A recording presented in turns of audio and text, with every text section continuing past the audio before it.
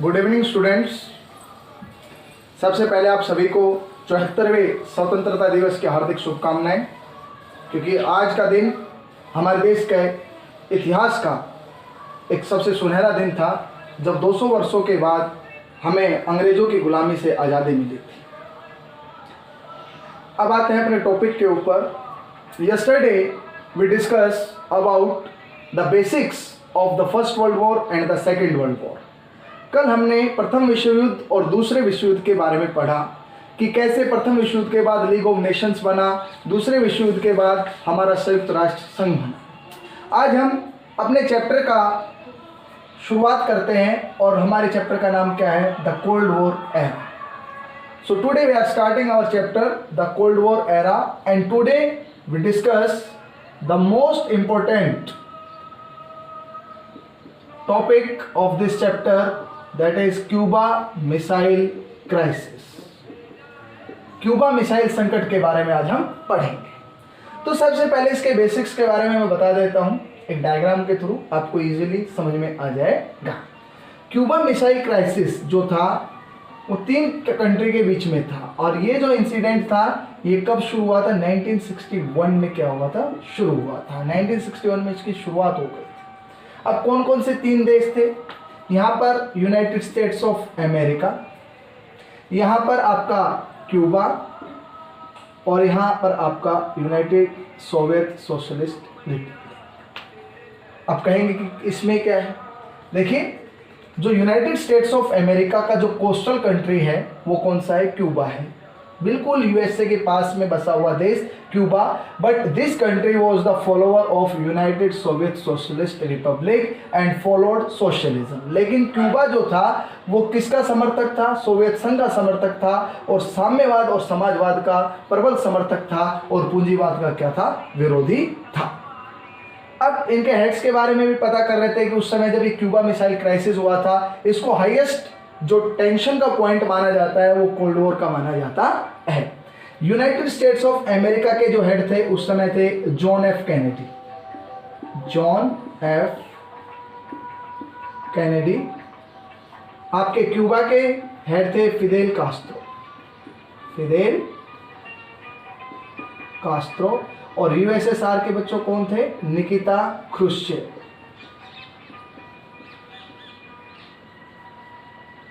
ये आपके 3 क्या थे? हेड थे।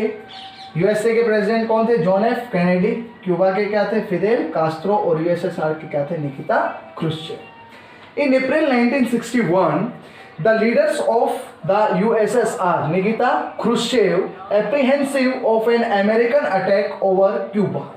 1961 अप्रैल के अंदर किसको लगता है? आपके जो यूएसएसआर सोवियत संघ को ऐसा लगा कि कहीं United States of America Cuba पर हमला ना कर दे और यहाँ की सरकार को हटा ना दे, क्योंकि क्यूबा पास में तो था अमेरिका के लोकेशन वाइज, बट फॉलोअर किसका था? यूएसएसआर का फॉलोअर था। And at that time these were the 3 great personalities, the president of these 3 nations, USA John F Kennedy, Cuba Fidel Castro, and USSR Nikita Khrushchev.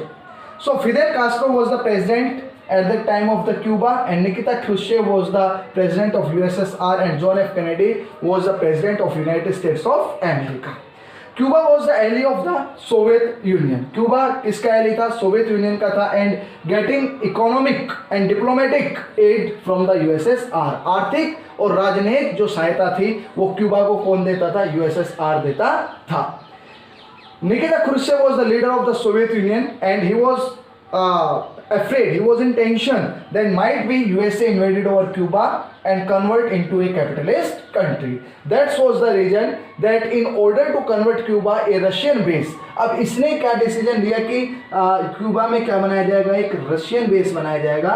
Russian base का मतलब होता है कि रूस की सेना का एक अड्डा बनाया जाएगा, और इसने निर्णय लिया कि यहाँ पर क्या लगाई जाएंगी? Nuclear missiles. यहाँ पर इसने निर्णय ले लिया कि हम क्या करेंगे? अपनी न्यूक्लियर मिसाइल्स को कहाँ पर तैनात कर देंगे? क्यूबा के अंदर तैनात कर देंगे। ओके। यूएसएसआर ने जैसे ही ये निर्णय लिया, it was the first time in the world history when USA was with in the reach of the attack of a nuclear weapon.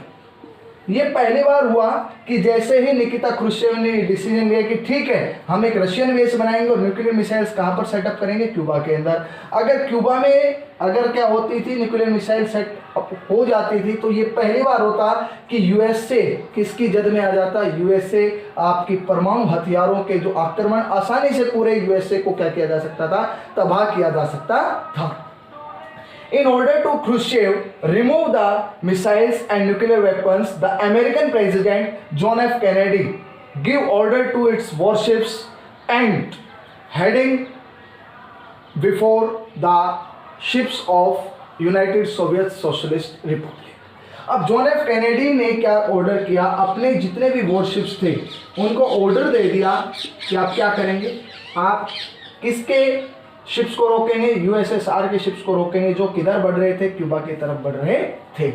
It was the highest point of tension that the two mightiest country USA and USSR was faced each other and the world had a great tension that might be it was the starting of the nuclear war।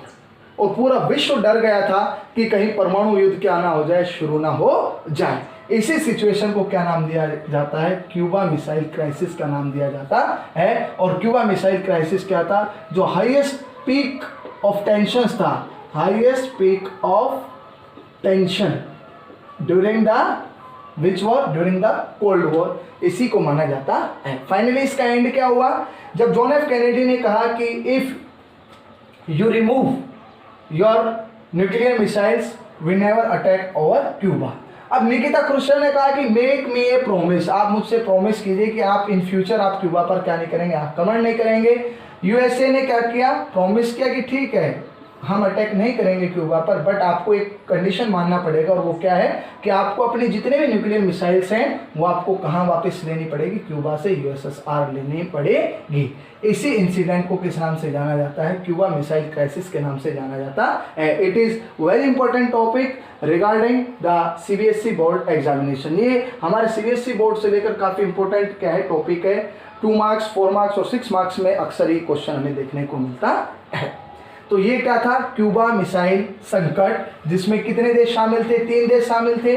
आपका कौन कौन सा, Soviet संघ, संयुक्त राज्य America और आपका कौन सा था ये क्यूबा, और जिसके अंदर युद्ध होने की पूरी संभावनाएं थी, लेकिन अंततः शांतिपूर्वक जो था ये संकट टल गया था। अब मैं आपको थोड़ा बेसिक बता रहा हूँ किसके बारे में, कोल्ड वॉर। कोल्ड वॉर की डेफिनेशन मैं आपको बाद में दूंगा, यहाँ पर मैंने लिखा कोल्ड वॉर। अब ध्यान से सुनना, एक एक पॉइंट को क्लियर करना है। कोल्ड वॉर जो था वो कितने कंट्री के बीच में था। कोल्ड वॉर की शुरुआत end of the second world war till 1991, it was the duration of the cold war. शीत युद्ध का जो पीरियड चला था, जो दौर चला था, वो 1945 से लेकर 1991 तक चला था। अब कौन कौन से 2 देश थे, एक था यूनाइटेड सोवियत सोशलिस्ट रिपब्लिक, एक था यूनाइटेड स्टेट्स ऑफ अमेरिका। ध्यान से सुनना, एक एक पॉइंट को क्लियर करते हैं। इस कंट्री ने कौन से ब्लॉक की हेडेड की, eastern block.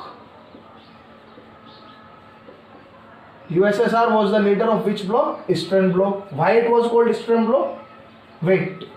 United States of America ने कौन से block, western block. Yes, the east European countries they supported USSR. जितने भी पूर्वी यूरोप के देश थे उन्होंने सोवियत संघ को समर्थन क्यों दिया, क्यों सोवियत संघ की विचारधाराओं को अपनाया, प्रशासन को अपनाया, क्योंकि यूएसएसआर ने ईस्ट यूरोपियन कंट्रीज को एक विचारधारा थी फासिज्म। क्या था, फासिज्म। फासिज्म का जो लीडर था वो कौन था, बेनितो मुसोलिनी। बेनितो मुसोलिनी, और ये कहाँ पर थी, इटली के अंदर। तो मोस्टली जो यूरोपियन कंट्रीज थे उनको आज़ाद कराने में यूएसएसआर ने इनकी काफ़ी मदद की। दैट्स वाज द रीजन कि ईस्ट यूरोपियन कंट्रीज ने किसको समर्थन दिया, यूएसएसआर को समर्थन दिया। इसलिए इस ब्लॉक को किस नाम से जाना जाता है, ईस्टर्न ब्लॉक के नाम से जाना जाता है। And the western block supported United States of America. That's the reason that USA was the leader of Western Bloc. Okay. United States of America ने 1949 के अंदर अपना एक ऑर्गेनाइजेशन बनाया। ये एक मिलिट्री अलायंस था जिसका नाम क्या था, NATO, North Atlantic Treaty Organization, जिसको उत्तरी अटलांटिक संधि संगठन कहा जाता है। और ये कौन सा गठबंधन था बच्चों, ये एक सैन्य गठबंधन था, सैन्य गठबंधन। अब इस नाटो के अंदर कितने मेंबर थे, 12 मेंबर्स। कितने थे, 12, 12 सदस्य देश इस नाटो के अंदर शामिल थे। ये एक मिलिट्री अलायंस था।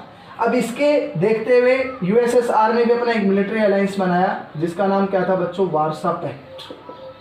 वार्सा पैक्ट, वार्सा पैक्ट बच्चों कब बना, 1955। और इसके अंदर कितने मेंबर कंट्रीज थे, 15 कंट्रीज थे। Okay, these were the military alliances which were formed by United States of America and United Soviet Socialist Republic. Okay, the Cold War was not the war of tension, it was a ideological war. ये केवल तनावों भरा एक युद्ध नहीं था बल्कि विचारधाराओं का भी युद्ध था। अब कैसे, कौन सी विचारधाराएं थी, यूनाइटेड स्टेट्स ऑफ अमेरिका जो था वो लिबरल डेमोक्रेसी एंड कैपिटलिज्म इसके अंदर बिलीव करता था। और ये जो कंट्री था ये कम्युनिज्म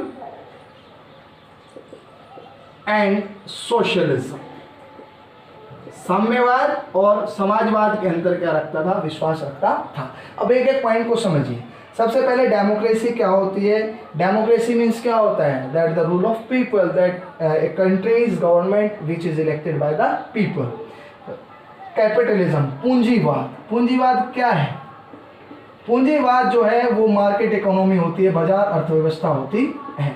इट मीन्स कि वहाँ पर जितने भी जो संसाधन होते हैं वो किसके हाथों में होते हैं, इंडिविजुअल पर्सन्स के हाथों में होते हैं। That's the reason that United States of America followed the policy of capitalism. अब आते हैं कम्युनिज्म।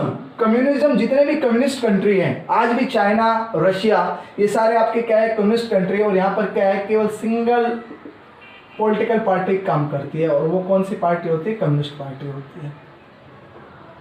अगर आपसे कोई पूछ ले कि what is the difference between साम्यवाद एंड समाजवाद, तो साम्यवाद तो एक प्रशासन चलाने की एक कला है। इट मीन्स कि वहाँ पर केवल एक कम्युनिस्ट पार्टी, एक सिंगल पॉलिटिकल पार्टी अलाउ होती है क्या करने के लिए, रूल करने के लिए। लेकिन सोशलिज्म का मतलब क्या होता है कि जितने भी एसेट होते हैं कहाँ के, स्टेट के, वो सब के सब कंट्रोल किए जाते हैं किसके द्वारा, by the state, by the society और बाय द गवर्नमेंट।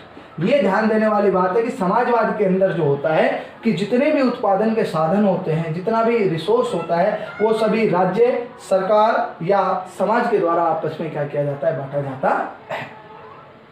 तो कोल्ड वॉर कितनी महाशक्तियों के बीच में लड़ा गया, 2 महाशक्तियों के बीच में लड़ा गया, संयुक्त राज्य अमेरिका और सोवियत संघ। इसको पूर्वी गठबंधन कहा गया, इसको पश्चिमी गठबंधन कहा गया। इसे पूर्वी गठबंधन क्यों कहा गया, क्योंकि सोवियत संघ ने पूर्वी यूरोप के देशों को काफ़ी मदद की थी फांसीवादी विचारधारा से मुक्त कराने के लिए। यही कारण था कि पूर्वी यूरोप के काफ़ी देशों ने किसका समर्थन किया, सोवियत संघ का समर्थन किया। यहाँ पर वेस्टर्न ब्लॉक जो था वो पश्चिमी देशों का जो गठबंधन था वो संयुक्त राज्य अमेरिका ने उसको लीड किया था। संयुक्त राज्य अमेरिका ने 1949 के अंदर नाटो नाम का एक क्या बनाया, संगठन बनाया जिसको नॉर्थ अटलांटिक ट्रीटी ऑर्गेनाइजेशन कहते हैं, उत्तर अटलांटिक संधि संगठन, जिसके अंदर 12 मेंबर थे। एक मिलिट्री ऑर्गेनाइजेशन था। इसको देखते हुए यहाँ पर वार्सा पैक्ट बनाया गया सोवियत संघ के द्वारा 1955 में, जिसके 15 कंट्रीज थे। ये यूनाइटेड स्टेट्स ऑफ अमेरिका था, ये किसके अंदर बिलीव करता था, लिबरल डेमोक्रेसी और कैपिटलिज्म के अंदर बिलीव करता है। मैंने आपको बताया कि कैपिटलिज्म का अर्थ क्या होता है, जहां पर उत्पादन के साधनों का जो नियंत्रण है वो किसके हाथों में होता है, व्यक्तिगत हाथों में होता है, बाजार के हाथ में होता है, पूंजीपतियों के हाथ में होता है, उसको हम कैपिटलिज्म कहते हैं। और इधर अगर हम कम्युनिज्म और सोशलिज्म की बात करें तो कम्युनिज्म में तो सिंगल पार्टी जो होती है वो क्या करती है कि संविधान केवल उस देश का एक ही पॉलिटिकल पार्टी को अलाउ करता है क्या करने के लिए, to contest in the election and forming the government. लेकिन सोशलिज्म के अंदर जितने उत्पादन के जो साधन होते हैं उसके ऊपर किसका नियंत्रण होता है, उसके ऊपर राज्य या राज्य सरकार का क्या होता है, नियंत्रण होता है। So that is the basic of the Cold War, which was fought between United States of America and USSR. So today, students, we discuss about the Cuba Missile Crisis and some basics related to our Cold War. In next video, we will discuss about the Cold War, the regions of Cold War and the arenas of the Cold War. Thank you and have a nice day.